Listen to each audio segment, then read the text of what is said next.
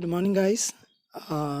पिछली कक्षा में हम लोग वीडियो में जब देखे थे तो हम लोग पाए थे कि ट्रांजिस्टर का हम लोग को बाइसिंग करना है क्योंकि उसको स्टेबल रखना है। तो बाइसिंग 4 प्रकार कर देखे थे, जिसमें चौथा वाला जो है वोल्टेज डिवाइडर बाइसिंग, ये सबसे ज़्यादा उपयोग होता है। तो हम लोग यहाँ देखते हैं जो मैंने लिखा है, ऊपर दिए गए विधि में सबसे अच्छा और स्थिर बाइसिंग वोल्टेज डिवाइडर बाइसिंग विधि है। बाकी तीनों कुछ न कुछ हानियाँ थी, जिससे ट्रांजिस्टर स्थिर कार्य नहीं कर सकता था, यानी अनबैलेंस रह जाता था। जिससे वोल्टेज डिवाइडर बाइसिंग से ट्रांजिस्टर सर्किट स्थिर रहता है और यह कलेक्टर करंट पर निर्भर नहीं रहना पड़ता। लेकिन इस सर्किट को बनाने में अधिक कंपोनेंट लग जाते हैं। तो हम लोग यहाँ देखते हैं, जब यहाँ वोल्टेज डिवाइडर बाइसिंग करते हैं तो सर्किट तो स्थिर रहता है, लेकिन और एक फ़ायदा होता है, ये कलेक्टर करंट यानी आईसी पर डिपेंड नहीं करता। ये खुद ब खुद स्टेबलाइज करके आउटपुट एग्जैक्ट आउटपुट देता है। हम लोग इसको आपने देखा कि वोल्टेज डिवाइडर बाइसिंग को बनाने में हम लोग R1 R2 को डिवाइड किए और बीच में संयोजित कर कर इनपुट निकाले। इस तरह हम लोग सी कॉन्फ़िगरेशन लिए हैं कॉमन एमिटर, क्योंकि ये सबसे ज़्यादा उपयोग होने वाला है, इसलिए हम लोग कॉमन एमिटर लिए। और उसको देखिए कैसे डिवाइडर बायसिंग किए। ये हम लोग ट्रांजिस्टर को कार्य करने के लिए एक बायस वोल्टेज देते हैं प्लस VCC, जो कलेक्टर साइड रहता है, और ये R1 और R2 को डिवाइड किए ताकि जब यहाँ इनपुट जाएगा तो स्थिर मेरा आउटपुट देगा।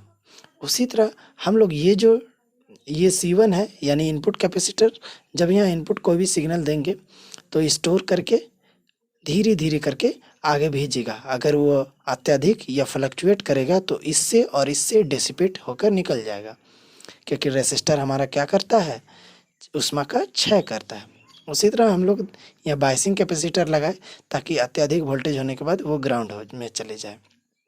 और ये मेरा आउटपुट में एक कैपेसिटर C2 लगाए, जिससे आउटपुट हमको लगातार स्टेबल मिलता रहेगा। ठीक इसी का हम लोग ग्राफ देखते हैं कि हम लोग जब इसको ऐसे संयोजित करते हैं तो CRO में क्या ग्राफ आता है।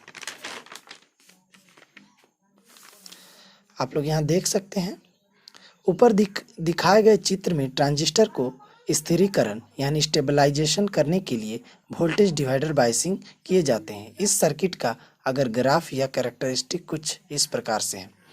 ये मैंने IC कॉमन करंट लिया, ये Y एक्सिस पे, और X एक्सिस पे कॉमन एमीटर वोल्टेज लिया।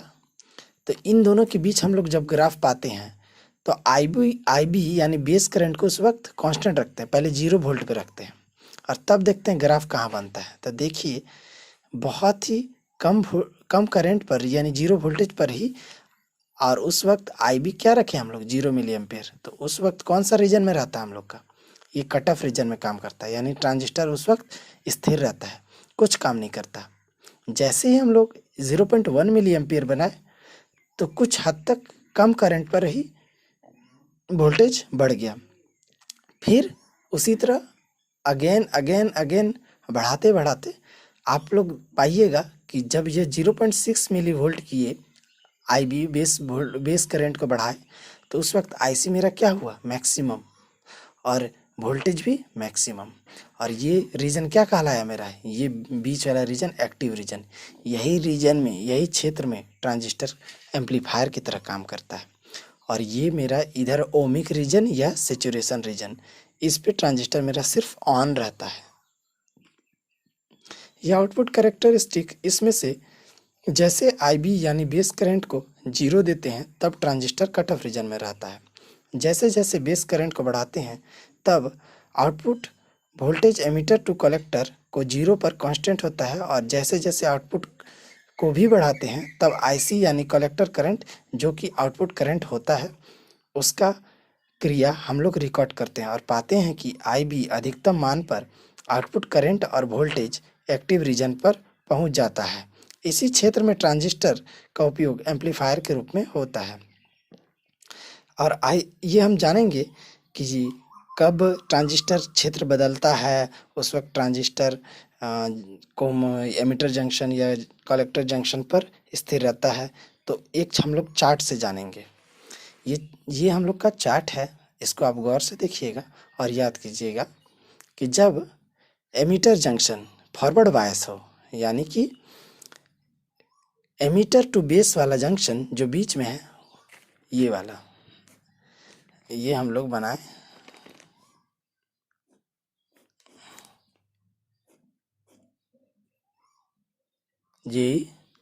जेसी ये मेरा फॉरवर्ड बायस में हो और ये मेरा रिवर्स बायस में, यानी ऐसे, तब उस वक्त कौन सा रीजन में काम करेगा? Active region.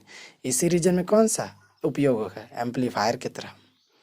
और जब जेई मेरा फॉरवर्ड बायस होगा और जेसी भी फॉरवर्ड बायस होगा, तो उस समय सैचुरेशन रीजन, और उस समय क्या होगा? स्विच ऑन की तरह काम करेगा। रिवर्स बायस जेई यानी एमिटर जंक्शन रिवर्स बायस, और कलेक्टर जंक्शन भी रिवर्स बायस, दोनों रिवर्स बायस, दोनों जंक्शन, तो उस वक्त कट ऑफ रीजन में, यानी स्विच ऑफ। अब जेई यानी एमिटर जंक्शन रिवर्स बायस और जेसी कलेक्टर जंक्शन फॉरवर्ड बायस, उस वक्त कोई भी सिग्नल देंगे तो उसका इन्वर्टेड आउटपुट आएगा। जैसे अगर आप सिग्नल ऐसे देते हैं तो आउटपुट कैसे आएगा? आउटपुट ऐसे आएगा। यानी देखिए, यानी इन दोनों के बीच में कितना डिग्री का फर्क है? 180 डिग्री का। ठीक उसी प्रकार देखते हैं ट्रांजिस्टर के क्रियाकलाप में कुछ प्रमुख घटना, और ये हम लोग आगे के वीडियो में देखेंगे।